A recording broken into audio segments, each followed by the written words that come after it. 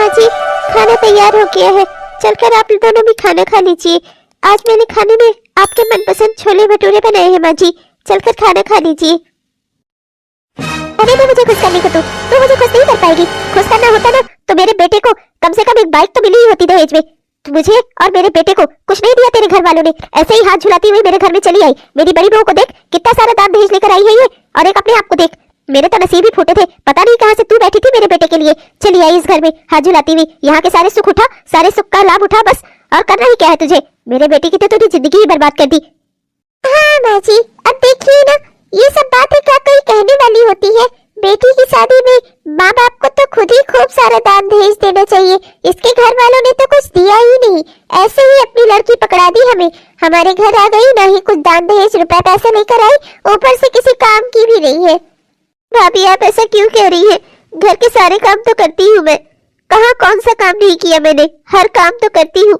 भाभी आप फिर भी माँ जी से ऐसा क्यों बोल रही है?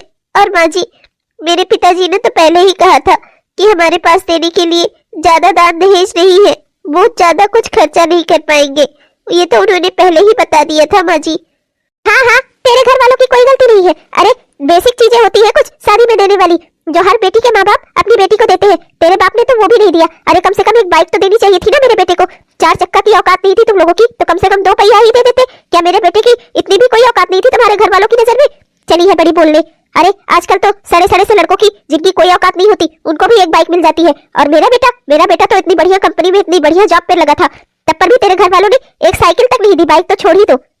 हाँ जी, पिताजी ने तो सब कुछ बताया था पहले से ही पिताजी को, तब पर भी तो उन्होंने ये शादी करवाई। हाँ हाँ बोल ले, तू भी अब बोल ले। बोलने के लिए तो जुबान तो तेरे घर वालों ने तुझे दी ही है। दहेज में भले कुछ ना आया हो, पर एक हाथ की जुबान तो आई है तेरी, जो कभी बंद नहीं होती। बड़ी आई है बोलने। हाँ नहीं तो मेरे पति तो बेवकूफ थे ही, पता नहीं क्या अच्छाई दिखी थी उसे तेरे घर वालों में। तुझ में बड़ी संस्कारी लड़की लेकर आ रहे थे, कह रहे थे भाग्यवान, देखना एक दिन यही लड़की इस घर की बहू बनेगी ना, देखना हमारा पूरा घर संवर जाएगा। संवर नहीं गया है, मेरा घर पूरा कीचड़ में डूब गया है तेरी वजह से। पूरे मोहल्ले में मेरी नाक कट गई। मेरी बड़ी बहू आई थी, सीधा ठोक कर मैं लोगों से कहती थी इतना सारा दान दहेज लेकर आई थी, एक करंट चली तू आ गई।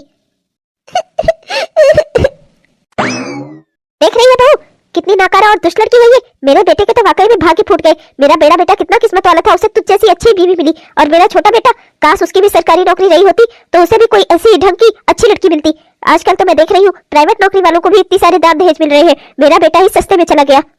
क्या है ना माँ जी, सबके माँ बाप मेरे माँ बाप की तरह नहीं होते ना, तो जो इतना समझे ससुराल वालों को। मेरे मम्मी पापा तो हर चीज देने को तैयार थे मुझे और अधिकतर चीजें तो मैंने खुद ही रखवा ली थी, इसीलिए तो कहती हूँ तू है मेरी सबसे प्यारी बहू। ला ला ला ला ला ला ला ला ला ला। वाह कितना सुंदर हूँ मैं, कितना हैंडसम, कितना स्मार्ट हूँ मैं। वाह कितना अच्छा लगता हूँ मैं। अरे कॉलेज की सारी लड़कियां मरती थी मुझ पर।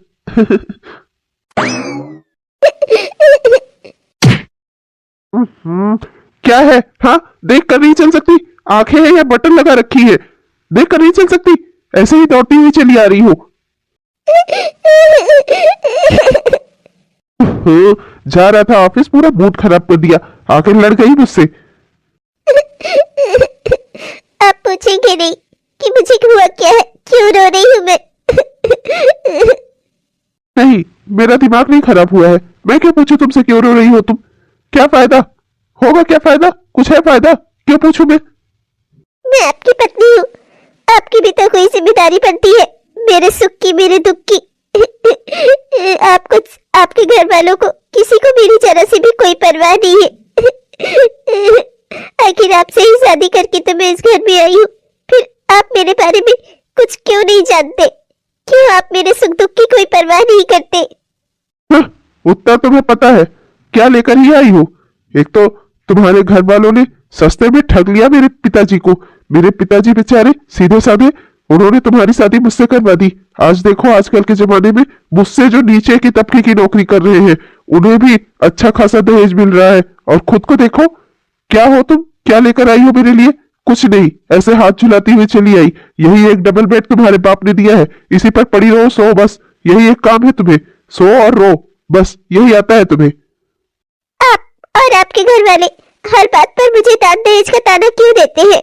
मेरे पिताजी ने तो पहले ही आपके पिताजी को बता दिया था ना कि हमारे पास देने के लिए ज्यादा दान दहेज नहीं है, तब पर भी तो आप लोगों ने शादी की।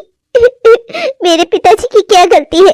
जो इतना उनके था उतना उन्होंने दिया, उससे ज्यादा की औकात नहीं थी हमारी। बहुत जो आई हो बोलने अपने घर वालों की ओर से। जब औकात नहीं थी तो मेरे जैसे लड़के के साथ रिश्ता भी नहीं जोड़ना चाहिए था। इतने बड़ी कंपनी में मैं इतना बढ़िया सा जॉब करता हूँ, प्राइवेट ही सही, मेरी सैलरी तो 40,000 रुपए है, तब पर भी तुम्हारे घर वालों ने कोई दान दहेज नहीं दिया। ऐसे ही सूखे साखे अपनी लड़की पकड़ा दी हमें। अब तो तुम ना ही बोला करो मुझसे, तो ही बेहतर रहता है। तुम्हारी शकल जब भी देखता हूँ ना, तुम्हारे बाप का दिया हुआ धोखा याद आता है मुझे। पड़ी रहो चुपचाप इस घर में, बस बोला मत करो मुझसे। इस घर में दिन रात काम करती हूँ, तब पर भी लोगों को यहाँ मुझसे दहेज भी चाहिए। भाभी दहेज लेकर आई है तो कौन सा घर के किसी काम में हाथ लगाती है? उनके से ज्यादा काम तो मैं इस घर में करती हूँ ना। ये भी मेरी कोई बात नहीं सुनते। ये तो मेरी माँ का फोन आ रहा है। हेलो हेलो हेलो बिटिया, मैं बोल रही हूँ, तुम्हारी मम्मी। कैसी हो बिटिया, सब ठीक है वहाँ पर? हाँ, तुम्हारे ससुराल में सब ठीक है? हाँ मम्मी, सब बढ़िया है यहाँ पर, मैं भी ठीक हूँ, सब अच्छा है। आप बताओ मम्मी, कैसे याद किया आपने मुझे? अरे बिटिया वो कुछ नहीं, तुम्हारे पापा कल तुम्हारे और ही जाएंगे ना, तो वो तुम्हारे घर जाएंगे तुमसे मिलने, तो मैंने सोचा बिटिया को खबर कर दूं। हाँ ठीक है माँ, ये तो बहुत अच्छी बात है, पापा कल यहाँ आएंगे, अच्छी बात है। कोई काम था क्या माँ? आप बताती, मैं ही चली आती। अरे नहीं बेटा, वो उन्हें कुछ उधर से कोई कानूनी काम है ना, उसी के सिलसिले में जाना है, तो रास्ते में ही तुम्हारा घर पड़ेगा, तो बोल रहे थे कि कल बिटिया के घर भी जाएंगे। तो बेटा तुम अपना जो है अपनी सास को बता देना, अपनी जेठानी को भी बता देना, मैंने तो इसीलिए फोन किया था। खुश रहो बिटिया, ठीक है, रख रही। जी ठीक है माँ। मैं तो किसी से कुछ कह भी नहीं सकती, मेरे साथ इस घर में जो हो रहा है। अच्छा है, कल पिताजी आएंगे, उनसे बात करके मैं यहाँ से चली ही जाती हूँ। वैसे भी इस घर में मुझे देखना ही कौन चाहता है। माँ जी, दीदी, हर कोई तो मुझसे नफरत ही करता है, और फिर इन्हें भी मेरी कोई जरूरत नहीं है। ये तो मेरी तरफ देखना भी नहीं पसंद करते। इन्हें तो बस दान दहेज चाहिए, दान दहेज चाहिए, और बीवी घर में रहे चाहे नहीं, इन्हें कोई मतलब नहीं। अरे बेटा, मैं तो बस तेरा हालचाल लेने चला आया, सोचा एक बार अपनी बेटी को देख तो लूं कैसी है। ठीक तो है ना बेटा? यहाँ तुझे किसी तरह की कोई दिक्कत तो नहीं है ना? बढ़िया से तो है ना तू? पापा वो मैं नहीं नहीं भाई, आपकी बेटी यहाँ पर ठीक से थोड़ा है, हम तो इसे काट काट कर खा रहे हैं ना, थोड़ा थोड़ा करके। देख लो, आपके आके सामने खड़ी है चुपचाप से, शांति से देख लो, ठीक ठाक नहीं है ये? अरे जी बहन जी, जानता हूँ ठीक है, लेकिन एक बार पूछना बनता है ना, बेटी है मेरी। तो केवल हालचाल पूछने में ही बनता है कि बेटी है आपकी? जब बेटी को ससुराल विदा कर रहे थे तब नहीं याद आया था ये बात कि बेटी है आपकी? इसे कुछ ले देकर भी भेजना चाहिए ससुराल। और क्या, आप लोगों ने तो नाक कटा ली हमारी। भले ही मेरे पति सीधे साधे थे, वो तो जो भी आप कह देते थे सब मान लेते थे, तो उन्होंने तो इतना नहीं सोचा रहा होगा कि अपनी बेटी को आप लोग इस तरह से भेज दोगे एकदम ही खाली हाथ। कुछ नहीं दिया आप लोगों ने। अरे कम से कम मेरे बेटे को 4 चक्का ना सही तो कम से कम एक बाइक तो दिला ही देनी चाहिए थी, इतना भी नहीं हो पाया आप लोगों से। बहन जी, आप तो जानती है ना, अभी मुझे अपनी 2 और बच्चियों की शादी करनी है। सारा सब कुछ अगर इसी बेटी के पीछे लगा दूंगा तो अभी 2 बेटियां मेरी और भी तो है, इसीलिए तो प्राइवेट नौकरी वाला लड़का देखकर इसकी शादी कर दी, वरना कोई अच्छा ढंग का सरकारी लड़का देखकर इसकी शादी कराता ना। ओहो, देख लो, सुनो इनकी बात। प्राइवेट जॉब का लड़का है तो मतलब बेकार है? अरे तुम्हारी बिटिया को खिला पिला तो रहा है ना, भूखों तो नहीं मर रही है ना यहाँ पर? अच्छा खासा सैलरी पाता है मेरा लड़का, तुम्हारी बिटिया यहाँ खाकर मोटी हो रही है, और तुम कह रहे हो कि मेरी बेटी प्राइवेट जॉब वाले के साथ गई है, सरकारी के साथ विदा करना था इनको। अरे सरकारी जितना दहेज लेते हैं दे भी पाते तुम? माँ जी प्लीज अब और कुछ मत कहिए। बहन जी, मैं जानता हूँ कि मेरा दिया हुआ दान दहेज आपको कम लग रहा है, पर मैंने भाई साहब को पहले ही बताया था कि मैं अपनी बिटिया को इससे ज्यादा दान दहेज नहीं दे पाऊंगा। मेरे पास अभी मेरी 2 बच्चियां और हैं। मैंने भाई साहब को पहले ही बताया था, पर भाई साहब को साक्षी अपनी बहू के रूप में इतना पसंद आई थी कि उन्होंने ये शादी के लिए हाँ कर दिया। उन्होंने मुझसे कहा था कि आपकी बेटी ही हमारे लिए दहेज है। हाँ, आप सारा ब्लेम मेरे पति पर ही डाल दो। अरे तुम्हें भी तो कुछ सोचना चाहिए था। अच्छा खासा कमाता खाता लड़का देखा, अपनी बिटिया पकड़ा दी। अरे कम से कम एक बाइक तो दे ही सकते थे मेरे बेटे को, क्या इतनी भी औकात नहीं थी मेरे बच्चे की? माँ जी चलिए यहाँ से, इनसे बात करने का कोई फायदा नहीं है। ये बाप बेटी ऐसे मुंह लटका कर खड़े रहेंगे, न इनकी बेटी कहीं जाएगी और न ही इनका बाप कहीं कुछ अच्छा जवाब दे पाएगा आपको। ये नहीं कह सकते ये अंकल जी कि ठीक है हम एक बाइक का इंतजाम कर देंगे। नहीं, इनकी तो अभी 2 बेटियां और है। चलिए माँ जी चलते हैं यहाँ से। ओ महारानी, अपना ये पिता पुत्री का मिलन खत्म हो जाएगा तो जल्दी से जल्दी खाना बना डालना समझी। बहुत रात हो जाएगी अगर 8 बजा तो उसके बाद मैं खाना नहीं खाऊंगी समझी तू, और फिर देखना मैं तेरा क्या करूंगी। जी माँ जी। देखा ना आपने पापा, मैं यहाँ नहीं रहना चाहती, प्लीज मुझे अपने घर ले चलिए पापा, यहाँ किसी को मेरी कोई जरूरत नहीं है। बेटा जो तेरी यहाँ दुर्दशा है ना, देखकर मुझे भी बहुत दुख हो रहा है। यकीन मान, मेरी बच्ची है, तू मेरा खून है, तुझे दुख में देखता हूँ तो मेरे आंसू निकलते हैं। पर बेटा अगर मैं तुझे ले गया तो मेरी बाकी दोनों बच्चियों का क्या होगा? तू तो जानती है ना, अभी तेरे छोटी बहन की अभी रिश्ता देख रहा हूँ, फिर उससे छोटी वाली भी है। तेरी 2 बहनों का रिश्ता कैसे होगा? तेरे दोनों भाइयों का घर कैसे बसेगा बेटा? अगर मैं तुझे यहाँ से ले गया तो उस घर में भी कैसे रहेगी अपनी भाभीयों के साथ तू? वहां तेरी कोई जगह नहीं हो पाएगी बेटा, इसलिए जैसे तैसे भी करके झेल के सब कुछ रह यहीं पर मेरी बच्ची। मैं और क्या कह सकता हूँ, खुश रहना बेटा। और हाँ बेटा, हो सकेगा तो ये सब अपनी माँ को मत बताना। खैर अगर पता भी दोगी तो वो भी कुछ नहीं कर पाएंगी, लेकिन बस बड़ी मन दुख होगा उनको, मैं यही नहीं चाहता। मैं देखकर एक उम्मीद थी मेरे पिताजी आएंगे, मुझे यहाँ से ले जाएंगे, आज वो भी खत्म हो गई। जिंदगी मुझे ऐसे ऐसे दिन दिखा रही है जिसका मैं क्या ही कहूँ। न पति को मेरी कदर है, न ससुराल वालों को मेरी जरूरत है, मायके वालों पर मैं बोझ बन नहीं सकती। मैं क्या करूँ भगवान। माँ जी देखिए ना, यही साड़ी लेकर आई हूँ बाजार से, यही वाली साड़ी पहन के जाऊंगी दीदी के घर। दीदी के घर कथा है ना, तो उन्होंने बुलाया है, तो उनके घर यही वाली साड़ी पहन कर जाऊंगी।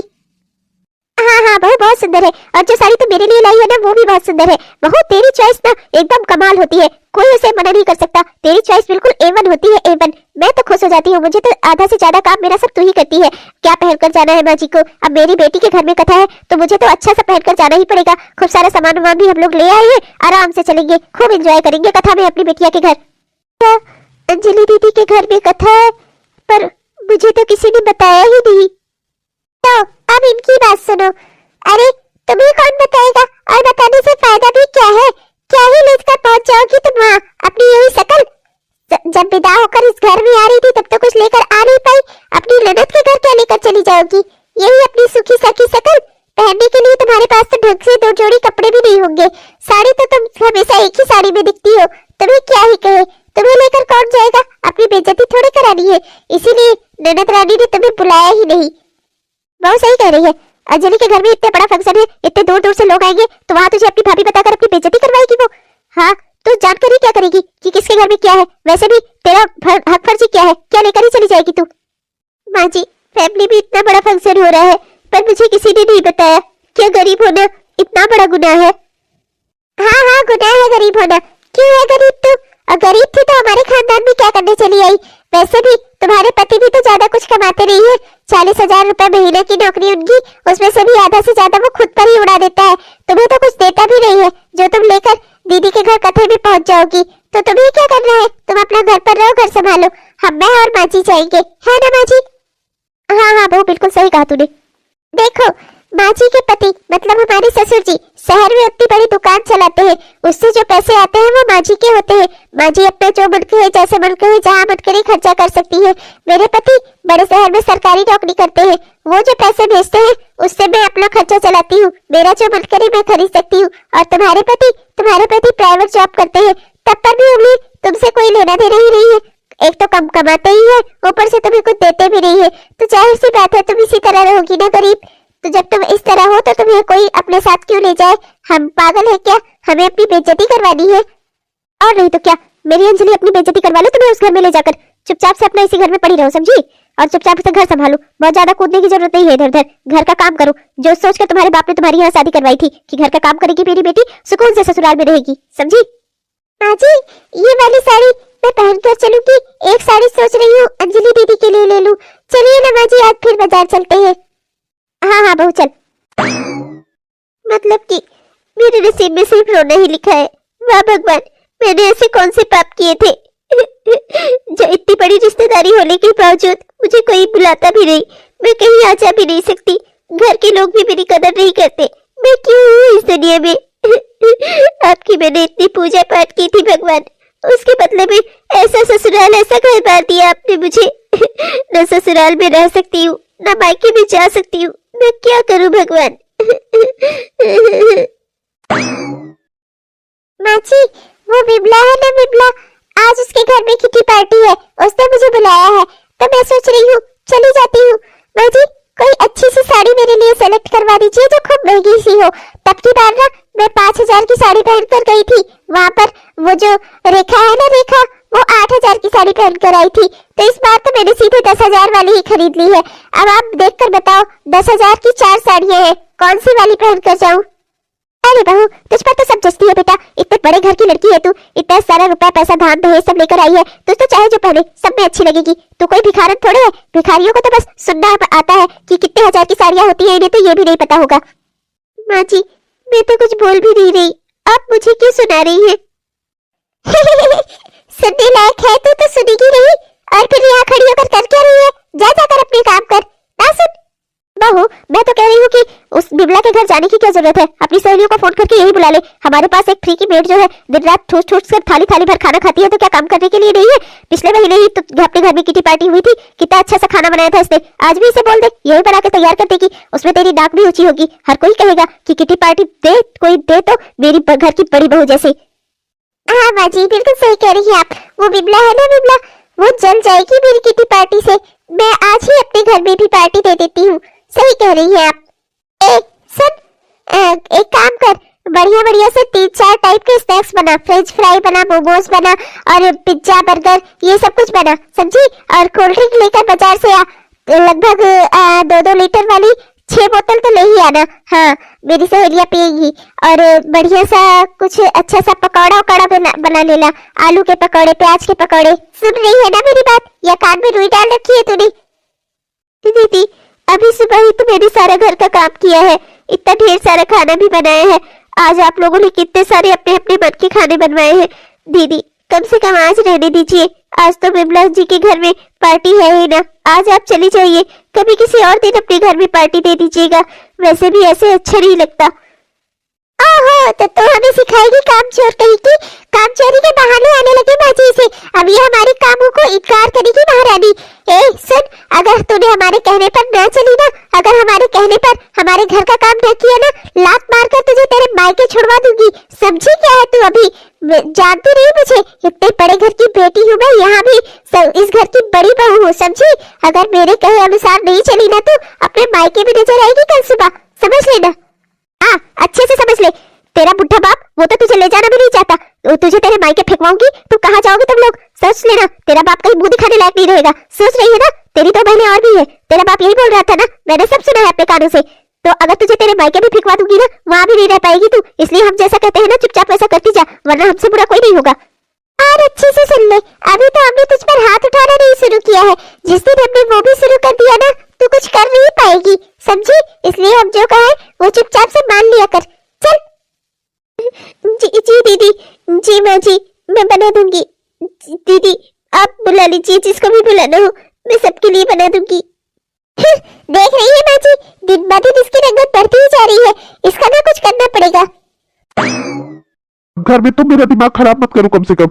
एक तो वो साला घटिया बास मुझे इतने सारे काम पकड़ा रहा था, छोड़ दी मैंने नौकरी, कहीं दूसरी ढूंढ लूंगा। जरूरी है कि मैं नौकरी करूँ ही, और वैसे भी दुनिया के लड़कों को उनके ससुराल वाले इतना दान दहेज दे देते हैं कि 3-4 महीने वो वैसे ही बैठकर खा लेते हैं। तुम्हारे घर वालों ने तो कुछ दिया नहीं, और ऊपर से तुम मुझे कह रही हो कि मैं बॉस की सारी बातें स्वीकार करके उसी नौकरी में पड़ा रहता।